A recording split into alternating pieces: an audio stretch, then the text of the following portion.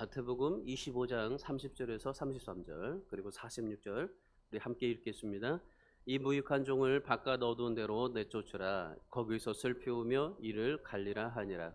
인자가 자기 영광으로 모든 천사와 함께 올 때에 자기 영광의 보좌에 앉으리니 모든 민족을 그 앞에 모으고 각각 구분하기를 목자가 양과 염소를 구분하는 것 같이 하여 양은 그 오른편에 염소는 왼편에 두리라. 46절입니다. 그들은 영벌에 의인들은 영생에 들어가리라. 46절 같이 한번 더 읽겠습니다. 그들은 영벌에 의인들은 영생에 들어가리라 하시니라. 아멘. 인생에 시작이 있다면은 마지막이 있습니다. 우리가 뭐든지 시작이 있고 그다음에 끝이 있어요. 우리가 중간에서 어떻게 삶을 살아가느냐라는 것이 다 다르겠지만은 인생의 시작이 있으면 마지막이 있고 사람이 태어날 때 빈손으로 태어나서 죽을 때도 다 손을 펴서 빈손으로 돌아가게 하시잖아요. 마지막 날이 있다는 사실을 아는 사람과 모르는 사람의 삶은 다릅니다. 이 마지막이 있다는 것을 우리가 생각할 때 삶에 대하는 자세가 달라요. 마지막이 있다라고 생각이 되어진다면 우리 자신들이 늘 마지막을 준비하면서 살아가는 인생이 될 겁니다.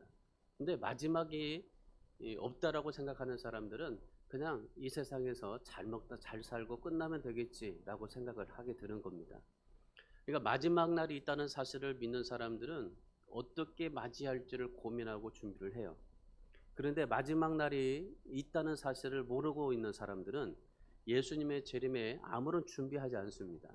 그냥 하루하루를 살아갈 뿐이죠. 그냥 인생이 행복하면 그만 감사하고 모든 것들이 다 인생에서 자기의 삶 속에서 이루어지고 끝나게 되는 법입니다. 마지막을 모르고 살아가는 인생들을 향해서 주님께서 일침을 하시죠. 오늘 보면 31절 말씀을 보세요. 31절과 46절에서 뭐라고 말씀하십니까? 인자가 자기 영광으로 모든 천사와 함께 올 때 무익한 자는 영벌에 의인들은 영생에 들어가리라. 그러니까 예수님께서 재림하신다는 사실, 이 마지막을 모르고 살아가는 사람들에게는 예수님이 뭐 오실까? 이 세상에 종말이 있을 수 있을까? 뭐 그렇게 생각을 하죠. 근데 실질적으로 그 종말이 있습니다. 인자가 예수님께서 영광으로 모든 천사와 함께 온다. 그리고 무익한 자는 영벌에 의인들은 영생에 들어가리라.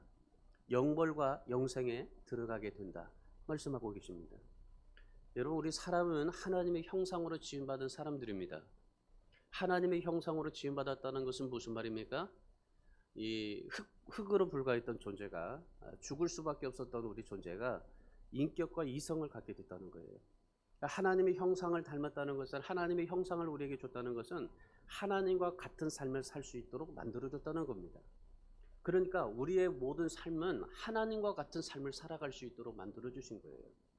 그런데 우리가 하나님과 같은 삶을 살아갈 수 있습니까? 그래서 예수님께서 늘 말씀하시죠. 나를 따라오너라. 그리고 제자가 되라. 주님을 닮아가라. 주님이 하셨던 모든 것들에 순종하라. 늘 주님께서 우리에게 말씀하시는 것은 그런 거예요. 그런데 그렇게 하나님께서 우리를 형상으로 만들어 주셨고 주님의 제자가 되라고 그렇게 말씀하셨는데도 불구하고, 그런데 우리는 하나님과 같은 하나님의 형상과 같은 그런 삶을 살지를 못해요. 주님의 제자가 돼서 삶을 살아가지 못해요. 십자가에서 죽으신 주님과 연합되어 신적인 존재로 살아가는 사람이 바로 하나님과 하나님의 형상을 닮은 사람들이라고 말씀하시는데, 여러분, 그러니까 우리는 하나님과 연합이 되면요 정말 하나님과 같은 그런 삶을 살아가게 될 수 있는 겁니다. 그런데 우리가 그러지 못해요. 사람에게 있어서 교만과 불순종은 뭔지 아십니까? 죄악이고 걸림돌입니다. 하나님 앞에서 죄요, 하나님 앞에서 걸림돌이 정말 하나님 앞에서 아주 하나님이 보시기에 가장 악한 겁니다. 여러분, 성도는 내 안에 예수가 없으면요 죽은 흙에 불과할 뿐이에요. 우리가 멀쩡하게 삶을 살아가고 있지만은 우리가 세상에서 지금 많은 사람들을 다 보면서, 그리고 많은 세상에 있는 사람들을 보면서 살지만은, 근데 그 모든 사람들을 바라볼 때 그 안에 예수 그리스도가 없으면 죽은 흙에 불과하다는 거예요. 우리가 예수님께서 재림하실 때 우리가 어떻습니까? 우리가 반드시 죽습니다. 주님이 재림하실 때 또한 이제 주님과 함께 공중에 들려 올라가게 될 것입니다. 여러분, 우리가 예수님께서 우리에게 구원을 주셨고 또한 예수님의 재림하시면 우리가 공중에 들려 올라가게 될 텐데, 근데 내 안에 예수 그리스도가 없으면 어떻게 해요? 그냥 마네킹처럼 살아갈 뿐이에요. 주님의 생명이 없으면 죽은 흙덩어리에 불과한 겁니다. 지금 다 돌아다니는 사람들 다 호흡하고 있지만 다 죽은 흙덩어리들이에요. 우리도 마찬가지입니다. 우리 안에도 내 안에 예수 그리스도가 없으면요 그냥 흙덩어리예요. 죽은 흙덩어리. 목사도 마찬가지입니다. 목사도 내 안에 예수 그리스도가 없으면, 생명이 없으면요 그냥 목사라는 타이틀만 있지 죽은 흙덩어리에 불과하는 거예요. 저뿐만입니까? 여러분도 마찬가지예요. 여러분도 여러분 안에 예수 그리스도가 없으면, 예수 그리스도 생명이 없으면 여러분 죽은 흙덩어리예요. 이런 인생을 성경에서 뭐라고 말하면 우리를 나그네라고 말합니다. 이방인이라고 말합니다. 왜 그런 줄 아십니까? 로마서 8장 24절 25절에 말씀해 보시면은 인생은 행복의 가치를 챙기는 사람이 아니라 구원과 예수 그리스도의 십자가의 삶, 그리고 재림을 준비하면서 살아가는 삶, 그런 삶이, 그런 존재이기 때문에 그래서 우리를 나그네 이방인이라고 말하는 겁니다. 만약에 우리가 이 세상에서 모든 것이 참 잘 되고 이 세상에서 모든 것이 다 끝이라고 생각이 되어진다면 주님께서 굳이 우리에게 나그네 이방인 같은 삶이 아니라고 말씀하실 거예요. 그런데 왜 주님께서 이방인이고 나그네라고 말씀하시는 겁니까? 이 세상에 있는 모든 것이 전부가 아니라는 거죠. 이 세상에 보이는 것이 전부가 아니라 보이지 않는 하나님의 나라, 예수 그리스도, 구원, 그것이 우리의 삶의 존재, 가치라는 겁니다. 여러분, 우리가 예수 그리스도가 보여집니까? 지금 보이지가 않잖아요. 근데 내 안에 예수 그리스도가 살아서 움직이고 있잖아요. 그러니까 우리는 이 세상에 있는 모든 것들이 다 영원한 것이 아니라 우리의 영원한 것들을 바라보고 살아야 한다는 겁니다. 성경은 개인적인 종말과 우주적인 종말을 말해요. 개인적인 종말은 죽음이고 우주적인 종말은 예수님의 재림입니다. 그러니까 예수께서 재림하시면은 천국에 가는 사람, 지옥에 가는 사람들이 다 분리가 되는 거예요. 또한 천년 왕국이 이루어지기 전에 우리에게 초기 심판이 이루어집니다. 예수님께서 재림하실 때 우리에게 그 초기 심판이 이루어질 때 우리에게 가려져요. 오늘 본문의 말씀에서 우리가 볼 때 결국에 천국에는 누가 가는 겁니까? 천국에는 거듭난 사람만이 가는 거예요. 여러분, 우리가 다 교회 다닌다고, 우리가 다 예수님을 믿는다라고 말을 하지만은 실질적으로 여러분 주님 앞에 섰을 때, 주님의 심판대 앞에 섰을 때 주님께서 오늘 말씀에서 양과 염소를 가린다고 하십니다. 예수 믿지 않는 사람들, 예수를 모르는 사람들, 복음에 복종하지 않는 사람들, 그런 사람들이 가려져요. 오늘 46절에서 뭐라고 말씀하십니까? 형벌과 영생으로 표현하잖아요. 영벌과 영생으로 표현하는데 영벌, 영생 이 말은요 같은 단어예요. 동일한 형용사예요. 아이오니온이라는 같은 동명사예요. 같은 형용사로서 똑같은 말이에요. 그러니까 영원한 거라는 거죠. 영원한이라는 것은 뭡니까? 한 번 끝이라는 거예요. 양과 염소로 가려지는 게 끝이라는 겁니다. 다시 재심이 없다는 겁니다.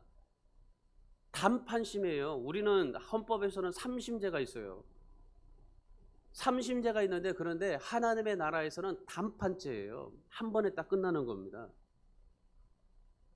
영벌에 들어가는 사람이 어떤 사람입니까? 예수를 모르는 사람들, 예수를 알아도 복종하지 않는 사람들, 그런 사람들이에요. 예수를 믿는다고 해도, 그러나 우리가 형벌에 갈 사람이 있고 영벌에 갈 사람이 있고 그 다음에 영생에 들어갈 사람이 있는 거예요. 오늘 본문의 말씀을 보면은 바리새인을 향해서 말씀하시는 거예요. 바리새인은 그 당시 하나님 잘 믿었잖아요. 하나님을 믿고 그리고 그들도 또한 천국에 간다고 생각했던 사람들입니다. 그런데 그들에게 예수님께서 말씀하시는 거예요. 오늘 여러분 이 말씀은 마치 예수 그리스도를 잘 믿는다라고 생각하는 사람들에게 주시는 경고의 메시지예요. 주님께서 재림하실 때 재림하시고 마지막 날이 있다고 말씀하십니다. 분명히 뭐라고 말씀하셨어요? 내가 천사들과 함께 올 때 마지막이 있을 것이고 그리고 심판이 있을 것이고 나눠지게 될 것이다 라고 하시는 거예요. 그러면 우리 인생의 마지막 날을 어떻게 준비하면서 살아가야 되나, 그리고 그날을 위해서 우리는 어떻게 신앙생활을 해야 되나, 오늘 말씀을 통해서 우리가 좀 살펴보는 겁니다. 첫 번째, 여러분, 우리가 어떻게 하나님 앞에서 신앙생활을 해야 되냐면요, 심판이 있음을 분명히 인식하고 사셔야 돼요. 여러분, 심판이 분명히 있다는 사실이에요. 30절 말씀 보세요. 30절에 무익한 종을 바깥 어두운 데로 내쫓으라. 거기서 슬피 울며 이를 가니라. 반드시 심판이 있다는 겁니다. 예수님께서 마지막 날과 심판에 대해서 말씀하셔요. 마지막 날은 반드시 임할 것이고 그날에 어두운 데로 내쫓길 것이고 슬피 우며 이를 갈 것이다. 그러면서 뭐라고 말씀하십니까? 마지막 날을 생각하면서 살아라. 준비하면서 살아라. 여러분, 마지막을 생각하고 마지막을 준비하는 사람은 어떤 사람입니까? 그날을 준비하는 사람입니다.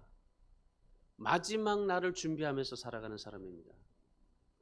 몇 년 전에 남북 관계가 최악으로 치닫을 때가 있었죠.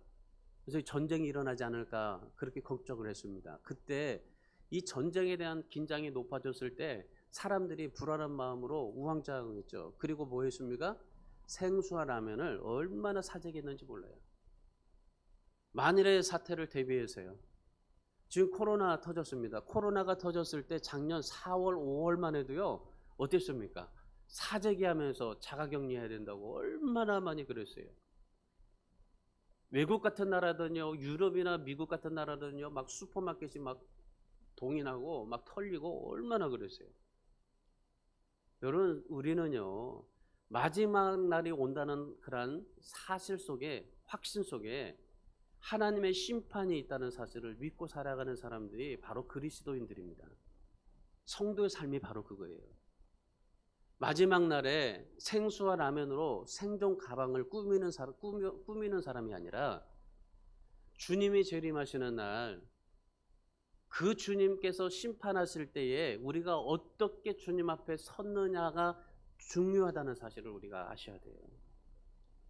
여러분, 우리가 예수 그리스도를 잘 믿어도 주님 앞에 섰을 때 어떻게 될까요?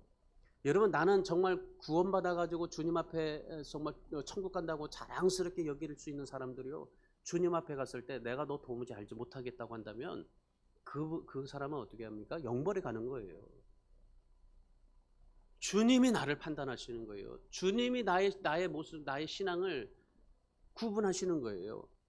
우리가 바라볼 때는 야, 저 사람 정말 천국 갈 수 있겠다라고 생각해요. 옛날에 조윤규 목사님이 그런 간증을 한번 하셨죠.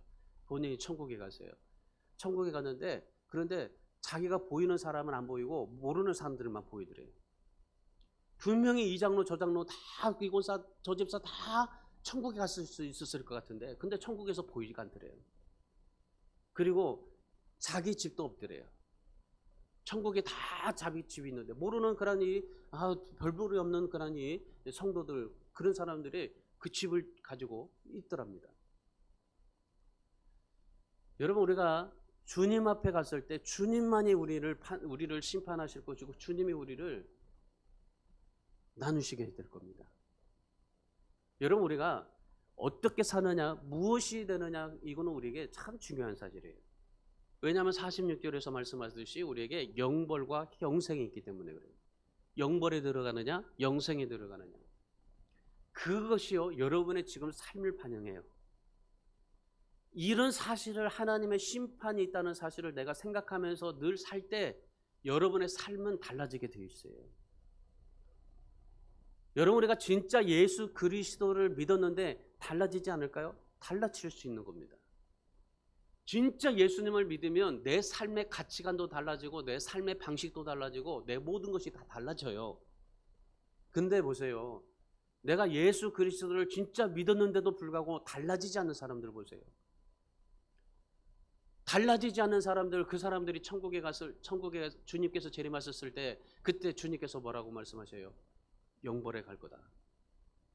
그렇지 않고 진짜 네가 거듭났으면 영생에 들어가게 될 거다. 여러분, 우리 신앙은요 진짜 거듭나셔야 돼요.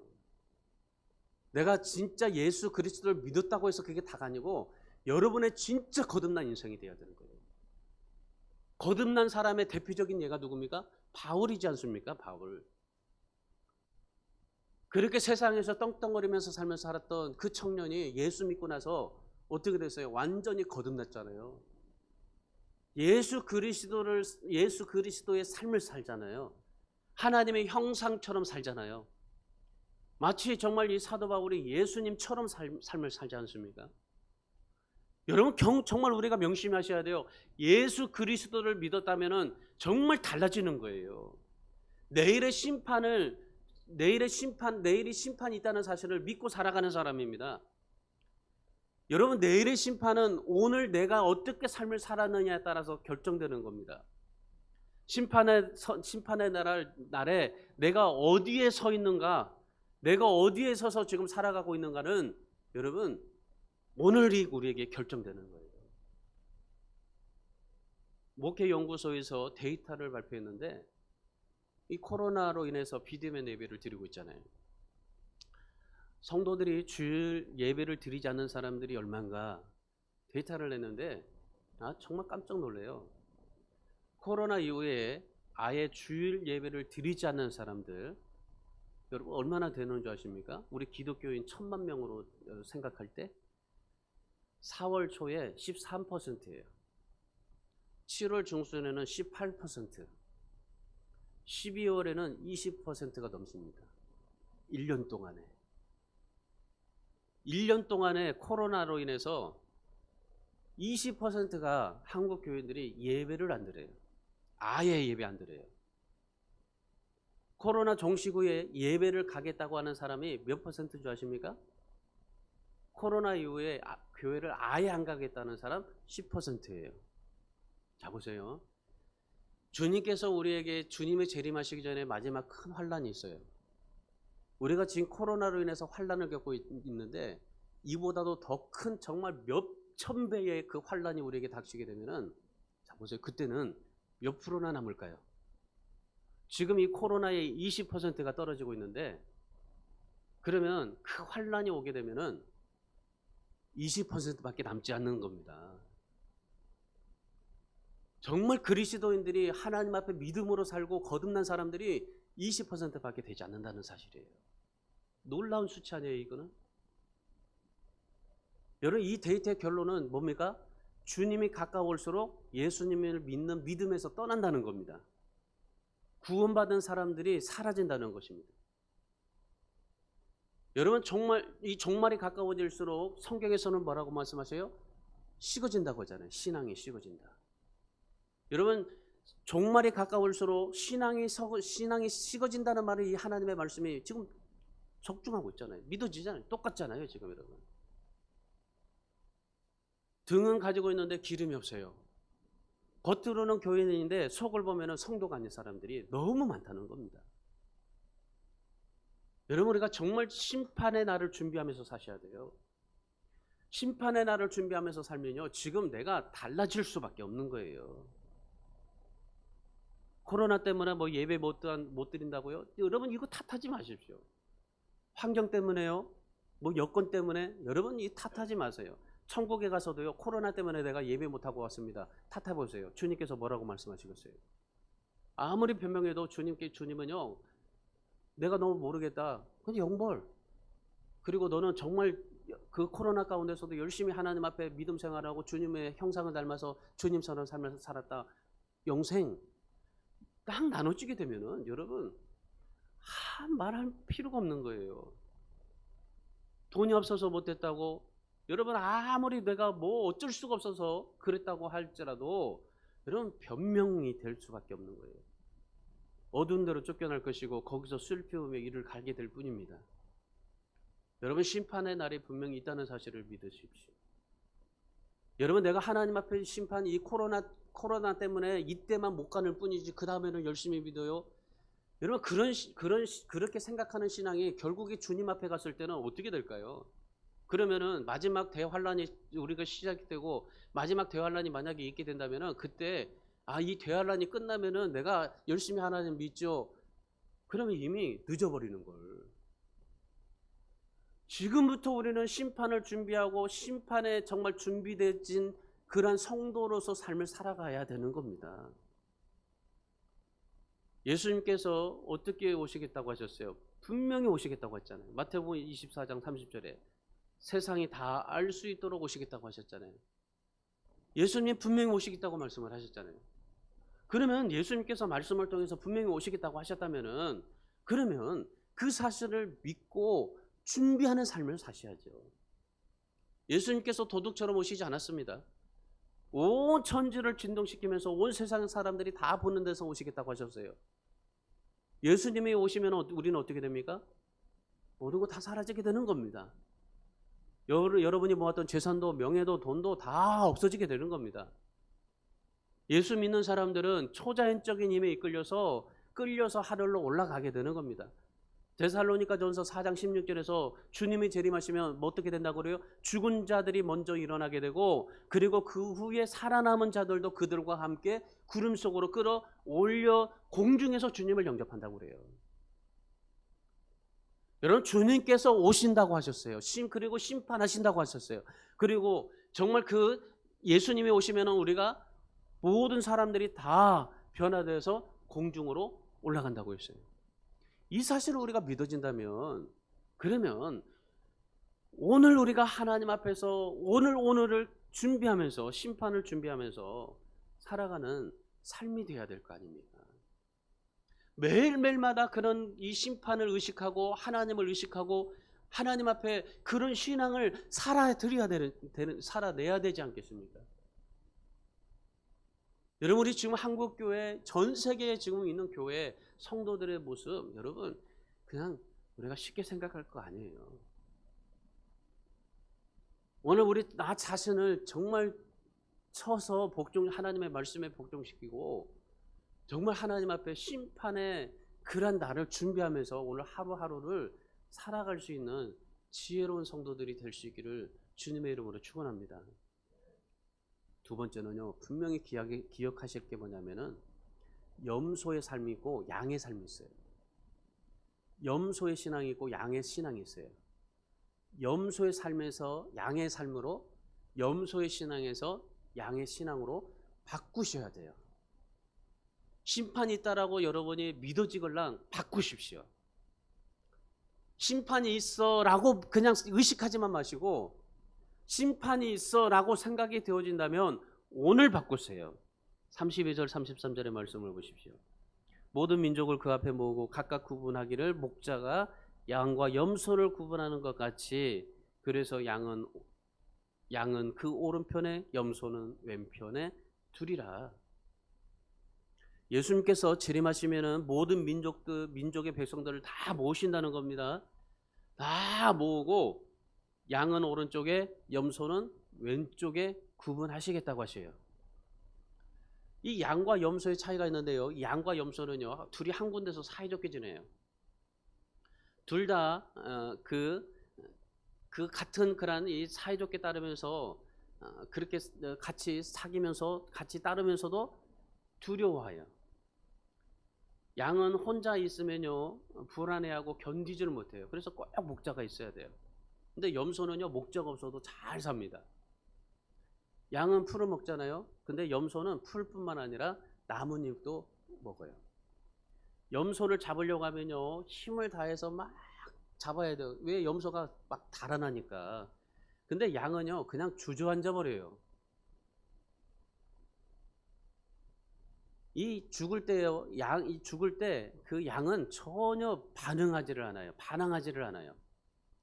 이 죽을 때 이제 그 목을 치면은 그 피가 내장으로 들어갈 거 아니에요. 그 내장으로 들어가는 순간까지 이 양은요 전혀 반항하지를 않아요. 근데 염소를 잡으면요 막 괴성을 지르며 괴성을 지르면서 몸이 발부둥을 쳐요. 염소를 잡는 날에는요 동네 사람들이 다 알아요. 얼마나 그렇게 발버둥 치고 시끄럽게 하는지. 근데 양을 잡으면요, 동네 사람들이 뭐 잡았는지도 아무도 몰라요. 이런 이 양과 염소의 차이가 이 정도입니다. 여러분, 그러면 오늘 본문에서 예수님이 말씀하시는 양의 삶, 양의 신앙은 어떤 것일까요? 자, 우리가 중간을 띄웠어요. 35절에서 39절 말씀을 띄웠어요. 자, 예수님께서 이 지금 양의 삶을 말하는데, 양의 삶은 35절에서 39절의 말씀해 보시면 뭐라고 말합니까? 내가 주를 때에 먹을 것을 주었고, 목마를 때 마실 것을 주었고, 나그네를 영접해 주었고, 벗었을 때 옷을 입혀 주었고, 병들었을 때 돌아보아 주었고, 감옥에 갇혔을 때 외면하지 않았고. 그러니까 이웃을 돌봐줬다 말씀하시는 거예요. 그러니까 나의 삶뿐만 아니라 다른 사람들을 돌봐줬다라는 말입니다. 여러분, 여기 말하는 배고픔, 목마름, 나그네, 벌거벗음, 질병, 감옥, 이런 것들이 다 뭐예요? 뭐 여러분 이런 단어들이 여러분에게 좋습니까? 싫어하는 단어들이잖아요. 부정하고 싶은 단어들이잖아요. 그런데 여러분, 고난과 아픔의 그 절망의 시간들, 가난한 사람, 병든 사람, 무너진 그런 사람, 정말 상한 심령, 여러분, 이런 것들에 대해, 이런 사람들에 대해서 돌받는가라는 것에 대해서 양과 염소로 나눠지게 된다는 사실입니다. 유엔의 식량 농업 기구에서 이런 발표를 했어요. 30%가 우리 인구의 30%가 영양실조라며. 30%가 영양실조래요. 굶어 죽는 사람들이 1만 명당 2명. 그러니까 세계의 절반이 지금 굶주리고 있는 겁니다. 특별히 동아프리카는요, 심각한 수준이에요. 여러분, 지금도 그 아프리카에 보면요, 아이들이 굶주려서 시력을 잃어가고 있어요. 부잣집에서 버린 그 쓰레기를 뒤져서 그 상한 음식들을 먹고 지금 살고 있어요. 우리는 끔찍한 얘기합니다. 끔찍한 얘기예요. 지금 우리도 뭡니까? 조금만 그 식료품을 사놓고 날짜가 하루만 지나도 다 버려버리잖아요. 죽은 동물 뼈에 붙은 그 고기 조각들, 그 조그마한 고기 조각들을 먹고 썩은 과일들을 먹어요. 정말 기생충이 막 득실득실거리고 있는데, 근데 그들이 배고픔을 면하려고 일단 먹어요. 이렇게 살아가는 사람들이 지금 지구상에 정말 절반이나 돼요. 절반. 1분에 250명의 아이가 태어난답니다. 아프리카에서. 그 중에 197명이 무덤에 묻힌다고 그래요. 굶어서요. 묘지에는 십자가도 꽂지 못한다고 그래요. 그래도 부모들은 불법적으로 십자가라도 그 아이에게 달아준다고 합니다. 굶어서 죽은 아이들. 여러분, 이런 아이들을 생각해 볼 때 어떤 마음이 듭니까? 지금 우리는 너무나 편안하고 너무나 행복한 세상에 살고 있어요. 지금도 동아프리카의 아이들 그렇게 지금 죽어가고 있어요.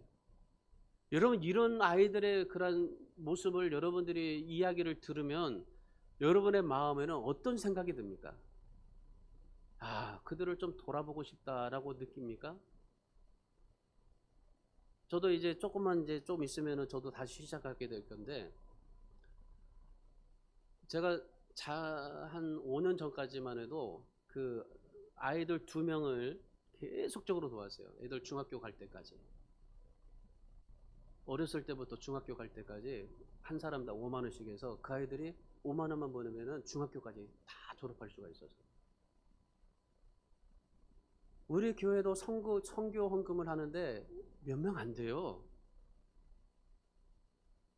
가정당으로 따져볼 때 고작 6가정밖에 안 돼요. 여러분, 우리가 정말 양이라고 생각하십니까? 주님께서 지금 양이 어떤 사람인가를 지금 말씀하고 있잖아요. 분명히 오른편에 설 수 있는 사람, 왼편에 설 수 있는 사람이 나눠지게 될 텐데, 근데 주님께서 지금 양의 그 모습을 뭐라고 말씀하시는 거예요? 돌보는 사람. 2018년도 10월 16일자 경향신문에 이런 글이 있었어요. 우리나라에 가장 많은 주택을 소유한 사람이 1806채예요. 상위 20명이 소유한 주택수가 1인당 평균 416채입니다. 그러니까 500채 이상을 가진 사람이 5명 있는 거예요. 우리나라에. 저는 뭐 한 채도 없지만은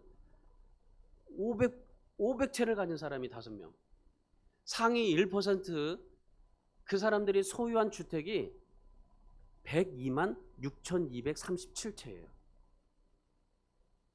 여러분, 이 사람들은요, 자신의 유익만을 챙기면서 살아간다는 겁니다. 식량이 남아도는데도 나눠주지 않는데요. 오히려 식량을 버린다는 겁니다. 남이 그 아이들을, 아프리카에 있는 아이들 도로 간다면요, 막 헐뜯는데요. 자기는 못하면서 남까지도 못하게 만든대요. 선교 좀 하라고 하면요, 아랑곳하지 않고 그냥 자기 이익만을 챙긴다는 겁니다. 여러분, 진짜 여러분 양이 되고 싶습니까? 주님의 심판 때에 주님께서 우리에게 양과 염소를 나누게 되는데, 여러분 진짜 주님이 원하시는 양이 되고 싶습니까? 심판 때에 주님의 오른편에 서고 싶습니까? 여러분, 기도하면서 우리가 고민해야 돼요. 우리가 어떻게 도울까? 어떻게 선교할까? 여러분, 우리가 방법을 좀 찾아야 돼요. 우리 교회가 정말 미약한 힘이라도 하나님 앞에 좀 이 선교를 통해서 보태야 돼요. 왜? 하나님의 말씀이시고 또한 주님께서 원하시는 것이니까. 우리 교회 작잖아요. 뭐 재정도 마이너스고 우리 가난하다고. 여러분, 교회도 작고 재정도 부족하지 않는 우리 교회가 얼마나 세상을 변화시킬 수 있겠어요? 우리가 이런 사고에서 우리가 매이다 보면은 뭘 할 수 있겠냔 말이에요. 무슨 양이 되겠다고 우리가 생각할 수 있겠어요? 여러분, 우리가 정말 한 사람씩 생각하고 정말 생각이 달라지고 우리 한 사람, 여러분 한 사람 한 사람들이 달라지게 생각한다면 여러분 뭐든지 시작하면 될 수 있는 거예요. 여러분, 우리 교회가 정말 어떤 선교를 합니까? 지금 뭐 교회가 어렵다고 해서 선교 못하는 겁니까? 아니잖아요. 정말 주님께서 뭐라고 말씀하셨어요? 우리가 아무리 없어도 정말 그들을 돌봐주는 사람들이 양이다. 교회가 염소가 되지 말고 양이 되라. 여러분, 우리 선교 외면하지 말고 돌아봐야 돼요. 왜? 마지막 날 구분이 되니까. 염소와 양으로. 여러분, 우리 모두가 정말 주님의 양으로 오른편에 설 수 있어야 돼요. 우리나라에 강명순이라는 분이 계셨어요. 강순명이라는 분. 이 전라남도 광주 사람인데, 이분이 14살 때 고아가 되었어요. 부모를 다 잃어버리고. 그러나 고아돼 가지고 고아원에 갔어요. 고아원에서 이제 자라났는데, 이 고아들, 나쁜 아이들 사이에서 자라다 보니까 이분이 뭐가 됐냐면요, 깡패가 됐어요. 박치기 명수가 된 거예요. 그래가지고 이분이 친구들의 권유로 이제 그럼 공부를 해야 되겠다, 그렇게 생각하고 일본으로 가버렸어요. 일본으로 가서 공부하겠다. 근데 일본으로 갔는데 그곳에 관동 대지진이 일어나게 된 겁니다. 가옥이 26만 채 무너지고 죽은 사람이 10만 명, 행방불명이 4만 명이 된 거예요. 그때 일본에는 조선 사람들이 혼란을 틈타 민가에 불을 지르고 우물에 독약을 집어넣고 불난집에 들어가서 약탈을 했다고 그렇게 소문을 다 퍼뜨렸어요. 그래서 그때 무슨 일이 있었냐면요, 일본의 그리스도 믿는 사람들, 예수 믿는 사람들이 큰 환란을 겪어요. 그 이후로 정말 그 일본 땅에 예수 믿는 사람들이 살지 못할 정도로 그렇게 돼버려요. 일본 사람들이 한국인을 닥치는 대로 칼로, 몽둥이로, 이 죽창으로 다 찔러서 죽여버렸어요. 심지어 임산부를 배를 갈라버렸어요. 그래가지고 태아를 끄집어내서 죽이기까지 했습니다. 관동 대지진 사건이 일어났을 때, 그때 일본 사람들이 우리 한국 사람들, 예수 믿는 사람들에게, 그리고 한국 예수 믿지 않는 사람이라도 한국 사람들에게 이런 짓을 했어요. 그때 이 강순명이라는 분이 죽음에 두려워서 떨었어요. 내가 공부하겠다고 일본까지 왔는데 여기서 지금 이런 환란을 겪고 또 이렇게 여기까지 와서 죽어야 되나 싶은 마음이 들었던 거예요. 그래서 이분이 기도했어요. 하나님, 내게 사흘만 더 살 수 있는 기회를 주십시오. 그러면 사흘 동안에 내 모든 죄를 청산하고 그리고 죽겠습니다. 그러니까 이분이 그 구금의 위기 앞에서 사흘 동안 만민을 달라고 내 모든 죄를 청산하고 정말 하나님 앞에 바로 구원을 받는 사람이 되겠다고. 그래서 이분이 그때 예수님을 만난 거예요. 이분이 모태신앙이었어요. 근데 신앙생활 하지 않다가 그때 처음으로 간절하게 기도를 했다는 겁니다. 그때 예수님을 만나게 된 거죠. 그리고 나서 예수님을 만나고 나서 바꿔줬어요. 양과 같은 인생이 염소 같은 신앙으로 바꿔줬어요.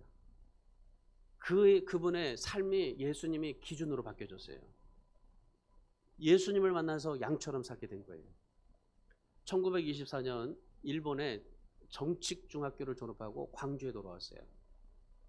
광주에 돌아와서 양으로 어떻게 살까 고민하면서 늘 주님의 심판대에 그리고 주님의 재림하신다는 그 생각을 늘 하면서 이분이 어떻게 삶을 살았냐면은 고아를 안고 자기도 하고 헐벗은 사람이 있으면 양복 저고리도 벗어주고 그리고 길을 가다가 거지를 보면 주머니에 있는 모든 것들을 다 털어서 그에게 줘버리고 폐병 환자를 안고 기도해주고 나병 환자를 손을 잡고 기도해주고 이런 삶을 살았어요. 그러고 나서 목사 안수를 받고 군산에 있는 금암교회에 가서 농촌을 살리면서 목회를 했어요. 그리고 신사참배를 거부하던 성도들을 찾아다니면서 이루어주고 주님의 재림을 복음을 전했습니다. 이렇게 한평생 인생을 살다 주님 앞에 갔어요. 광복을 맞이하고 10년 후에 이분이 천국에 가셨던 거예요. 이분이 그렇게 삶을 살아갈 수 있었던 그 삶의 기준이 뭐였냐고 물어보니까 예수님이었어요. 예수 그리스도가 기준이 되다 보니까 목마르고 배고프고 헐벗고 병에 걸린 사람들을 그 사람들에게 사랑을 베풀면서 살았다라고 말씀하셔요. 오늘 주님께서 뭐라고 말씀하셔요? 우리가 본문을 읽어봐. 본문 속에서 주님이 우리에게 그렇게 살았던 사람에게 주님이 뭐라고 그래요? 나를 대접한 것이다 라고 말씀하셔요. 근데 반면에 여러분 보세요. 오늘 본문에 염소같이 삶을 살았던 사람들을 보세요. 그들이 누구냐면 바리새인들입니다. 이 바리새인들은 예배도 열심히 드렸어요. 세리와 창녀와 죄인들과 밥도 먹지 않았어요. 하나님 앞에 기도하면서도 하나님 나는 저런 사람들처럼 되지 않은 것이 너무나 감사합니다. 그러면서 감사 기도를 드리고 살았어요. 율법을 얼마나 철저하게 지켰는지 모릅니다. 제사도 얼마나 열심히 드렸는지 몰라요. 금식, 구제, 여러분 정말 뭐 부족함이 없도록 그렇게 열심히 했습니다. 자랑스럽게 살았어요. 누가복음 15장 7절의 말씀에 보면은 이들은요 회개할 필요가 없다라고 주장하면서 살았던 사람이에요. 결국 이들이 어떻게 했습니까? 예수님을 나무에 달아서 십자가에 못 박혀 죽인 겁니다. 우리 사랑하는 여러분, 반드시 양과 염소로 나누게 돼 있어요. 우리 교회가 염소가 되면 안 돼요. 우리 성도들이 염소가 되면 안 돼요. 만약에 염소처럼 생각하고 살았다면 이제는 양의 생각으로 바꾸셔야 돼요. 종교적인 행함의 염소가 아닌 예수님을 대접하는 양으로 살아갈 수 있어야 돼요. 우리가 정말 많은 사람들에게 도와주고 그리고 내가 하나님 앞에 헌신하고 주님을 대접하는 일에 정말 열심히 했던 사람을 주님은 양이라고 말씀하시는 거예요. 여러분 예수님을 대접하시기 바랍니다. 지금까지 여러분이 예수님 앞에 얼마나 많은 은혜를 받았어요. 그러면 예수님을 대접하는 사람이 되세요. 예수님을 위해서 삶을 살아가세요. 염소에서 양의 생각으로 바꾸셔야 돼요. 생각을 바꿔야 돼요. 여러분 자살을 거꾸로 읽으면 뭐가 됩니까? 자살? 살자. 역경을 거꾸로 읽어보세요. 경력이 되죠. 인연을 거꾸로 읽어보세요.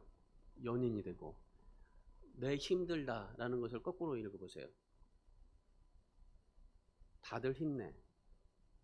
여러분 생각만 바꾸면요 우리가 하나님 앞에서 예수 그리스도가 원하시는 삶을 살아갈 수 있어요. 진짜 내가 양으로 하나님 앞에 삶을 살아갈 수 있는 그런 삶이 되는 겁니다. 오늘 저와 여러분이 진짜 양의 신앙, 양의 삶으로 하나님 앞에 살아갈 수 있기를 주님의 이름으로 축원합니다. 마지막 세 번째는요. 재림을 위해서 오늘을 준비하면서 사셔야 돼요. 자, 31절 말씀 보십시오. 31절. 인자가 자기 영광으로 모든 천사와 함께 올 때에 자기 영광의 보좌에 앉으리니. 예수님께서 재림하실 때 영광의 보좌에 함께 앉는다라고 말씀하셔요. 재림을 준비하는 양들의 삶이 어떤 것입니까? 오늘 본문에 우리가 25장에서 말씀해 보시면은 어떤 주인이 멀리 떠났어요. 주인이 멀리 떠났는데도 불구하고 주인이 마치 있는 것처럼 살아요. 열심히 주인에게만 집중하고 은혜와 감사에 몰입하면서 삶을 삽니다. 다른 사람이 볼 때는 참 미련하게 생각한 거예요. 주인도 없는데 목마르고 배고프고 헐벗고 질병에 걸리고 감옥에 갇혀 있는 사람들을 돌보고 있으니 얼마나 한심했다고 생각하겠어요. 근데 여러분, 재림을 준비하는 양은요, 매일매일마다 은혜와 감사에 몰입하면서 살아갑니다. 영원을 준비하면서 삶을 살아가는 사람입니다. 여러분, 재림을 준비하는 삶은요, 다른 게 없어요. 하나님의 은혜를 몰입하고 예수님을 대접하는 일에 집중하고 우리에게 여건과 환경이 우리에게 어떤 것이 있다 할지라도 감사하면서 살아가는 사람입니다. 그런 사람이 오른편에 서게 되고 천국에서 상급이 있게 되는 겁니다. 여러분, 오늘 우리가 삶을 살지만은 내일 무슨 일이 일어날지 여러분 아는 사람 있습니까? 당장에 눈앞에 일어나는 일도 아니지만은 내일을 어떻게 할 수 있어요? 불가능합니다.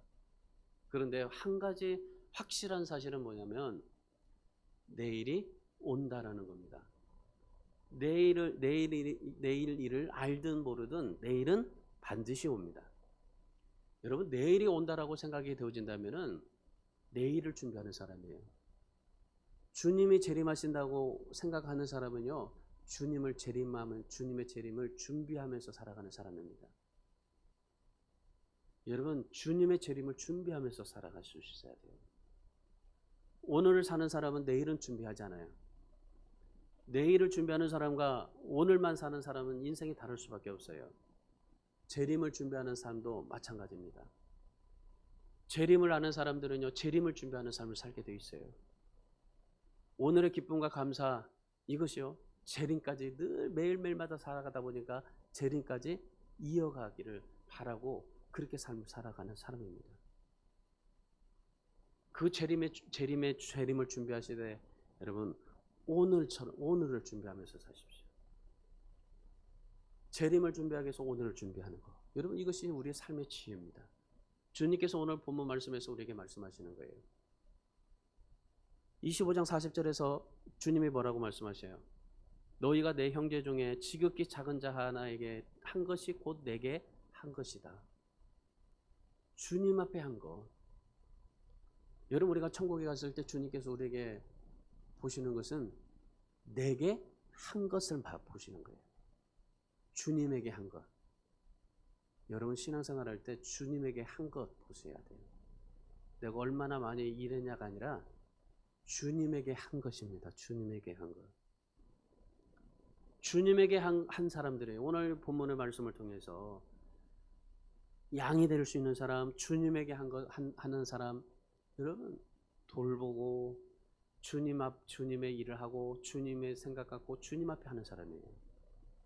여러분, 재림을 준비하는 성도는요, 주위에 있는 줄이고 목마르고 나그네 헐벗고 병들고 어려움 사는 사람들, 이런 사람들을 돌보는 겁니다. 이런 사람들을 예수님은 양으로 분류된 의인이라고 말씀하고 있는 거예요. 우리 사랑하는 주 안의 성도 여러분, 믿음은 관념적인 지식이 아니에요. 실천적인 사랑입니다. 큰 사람, 능력 있고 힘 있는 사람, 여러분 이렇게 되보려고 애쓰지 마세요. 지극히 작은 자에게 관심을 갖고 그들을 돌봐주는 사람, 이 사람이 주님께서 바로 나를 대접하는 사람이고 내게 한 것이고 양이고 주님께서 원하시는 제자다라고 말씀하시는 겁니다. 여러분, 우리가 이렇게 살다 보면요, 때로는 손해를 감수할 수 있어요. 그런데 주님의 관심은 큰 자가 아니라 작은 자입니다.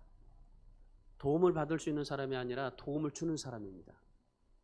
여러분 내가 가진 것으로 도움을 수 있다는 기쁨, 그것이 우리에게 정말 하나님 앞에서 감사함으로 알고, 여러분 오늘 주님께서 우리에게 믿는 자나 믿지 않는 자나 우리가 다 해당이 돼요. 믿지 않는 자들은 믿지 않아서 영벌에 들어가지만, 우리 믿는 사람들도 주님의 심판이 있었을 때 주님에게 하지 않으면, 주님을 위해서 하지 않으면 다 영벌에 가게 되는 겁니다. 진짜 우리가 구원을 받았다고 생각이 되어진다면요, 바꿔지는 거예요. 진짜 여러분이 예수 믿었다고 한다면은 여러분 양처럼 살아가는 사람입니다. 나중에 기억하세요. 하나님의 심판이 있을 것이고 주님의 재림이 있을 것이고 그때 나눠지게 될 것이라는 거. 지금부터 생각하세요. 그때 가서 내가 양이가 염소인가 생각하지 마시고, 여러분 정말 내가 예수를 믿었다고 내가 생각한다고 해도 거듭나지 아니하면 우리는 양과 염소로 구분이 될 수밖에 없어요. 진짜 거듭난 인생으로 사십시오. 거듭난 인생은 예수 그리스도를 위한 삶을 살아가게 되는 겁니다. 내 삶이 아니라. 오늘 여러분이 진짜 거듭나서 양으로 사시고 주님의 편에 서시고, 여러분이 그래서 심판 때 주님의 재림 때를 항상 준비하면서 살아갈 수 있는 그러한 여러분이 되시고, 그리고 정말 지금부터 내 생각을 바꿔서 주님 앞에 재림의 신앙으로 살아갈 수 있는 여러분 모두가 다 되시기를 주님의 이름으로 축원합니다.